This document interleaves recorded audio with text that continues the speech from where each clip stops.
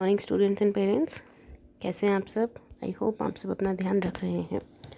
चलिए बात करते हैं आज की वर्कशीट के बारे में। आज की वर्कशीट की हमारी जो संख्या है वो है 109। आज डेट है 16 नवंबर। हिंदी की वर्कशीट आज हमारी आई है। हमारा जो पाठ है स्वतंत्रता की ओर, उसी चैप्टर को हम आगे कंटिन्यूएशन में बढ़ाएंगे। चलिए, पाठ संबंधी क्रियाकलाप, चैप्टर से रिलेटेड एक्टिविटीज़ हम करेंगे। रीड करना स्टार्ट करते हैं। बच्चों, हमने अभी तक पाठ स्वतंत्रता की ओर के बारे में बहुत कुछ पढ़ लिया है। आइए अब पाठ के बारे में कुछ नया सीखते हैं। पाठ से लिए गए, ये देखिए, पाठ से लिए गए इस अनुच्छेद को पढ़िए व नीचे लिखे प्रश्नों के उत्तर दीजिए।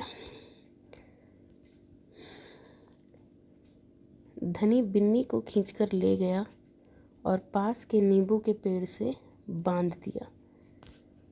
फिर बिंदा ने उसे यात्रा के बारे में बताया।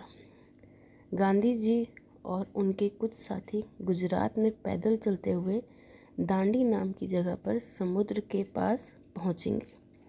गांव और शहरों से होते हुए पूरा महीना चलेंगे।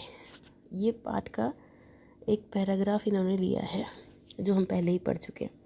अब चलिए हम बात करते हैं प्रश्न उत्तर के बारे में।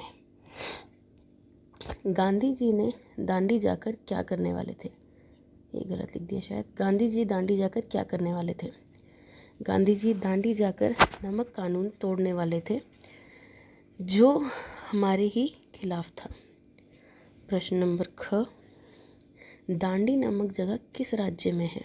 ये देखिए, दांडी है गुजरात में। कहाँ है? गुजरात में। ये हमने पैराग्राफ में पढ़ भी लिया और अब यही प्रश्न है हमारा।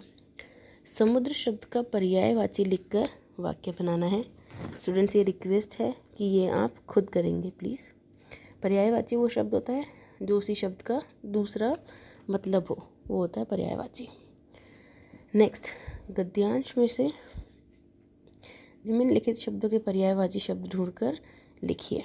पहला है पहला है वृक्ष और उसके बाद है दोस्त। हमें दोस्त और वृक्ष के पर्यायवाची लिखने हैं और वो हमें गद्यांश में से ढूंढने हैं, ये जो पैराग्राफ में दिया गया। वृक्ष क्या है? देखिए यहाँ पे, वृक्ष है पेड़। वृक्ष क्या है? पेड़। उसके बाद है दोस्त, गांधी जी और उनके कुछ साथी। दोस्त का पर्यायवाची क्या है? साथी। चलिए अब बात करते हैं हम प्रश्न नंबर 2 के बारे में, और ये है हमारा विपरीत शब्द यानी कि विलोम शब्द से संबंधित। बच्चों, हमने पढ़ा था कि किसी शब्द का विपरीत अर्थ बताने वाले शब्द विपरीतार्थक या विलोम शब्द कहलाए जाते हैं। क्या? कौन से शब्द? जो किसी शब्द का विपरीत अर्थ बताते हों, जो शब्द एक दूसरे के विपरीत अर्थ रखते हों, उन्हें हम विपरीतार्थक शब्द या विलोम शब्द कहते हैं। आइए पाठ में से कुछ शब्दों को उनके विलोम शब्दों के सामने लिखते हैं, और जो शब्द उन्होंने हमें दिए हुए हैं वो शब्द ये हैं।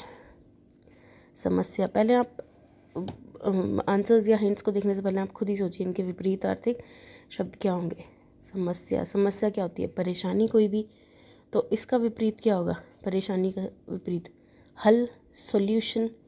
इसके बाद है स्वतंत्र। स्वतंत्र मतलब आज़ाद, तो इसका अगर हम विपरीत ढूंढेंगे तो क्या होगा? बंदी या कैदी।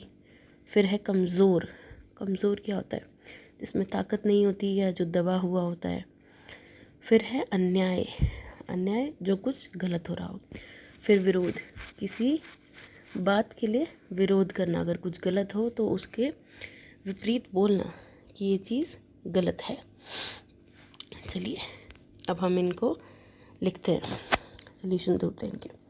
पहला है समर्थन। समर्थन, किसी का साथ देना। इसका विपरीत शब्द क्या होगा? विरोध। इसके बाद है परतंत्र, मतलब किसी की कैद में होना, तो इसका विपरीत शब्द क्या होगा? स्वतंत्र। फिर है ताकतवर। इसका विपरीत शब्द क्या होगा? कमज़ोर। फिर है समाधान, कोई भी सॉल्यूशन, तो इसका विपरीत शब्द क्या होगा? समस्या। फिर है न्याय। न्याय का विपरीत शब्द क्या है? अन्याय। ओके, चलिए प्रश्न नंबर 3 के बारे में बात करते हैं। निम्नलिखित पतंग में से उन पतंगों को खोजकर उनमें रंग भरिए जिनमें शब्द की सही वर्तनी लिखी हुई है, जिसमें हमने सही शब्द लिखा हुआ है। पहला है हमारा महात्मा, दूसरा है महात्मा। तो दोनों में से कौन सा सही है? ये वाला सही है। फिर है हमारा जुलूस और दूसरा है जुलूस। तो आप बताएंगे दोनों। चलिए, ये है हमारा जुलूस और फिर जुलूस। सही कौन सा है इसमें से? यस, ये वाला सही है हमारा। अभिभावकों के लिए सुझाव। बच्चों को बताएं कि हमें गांधी जी के पद चिन्हों पर चलते हुए किसी को अनजाने में भी नुकसान नहीं पहुंचाना चाहिए।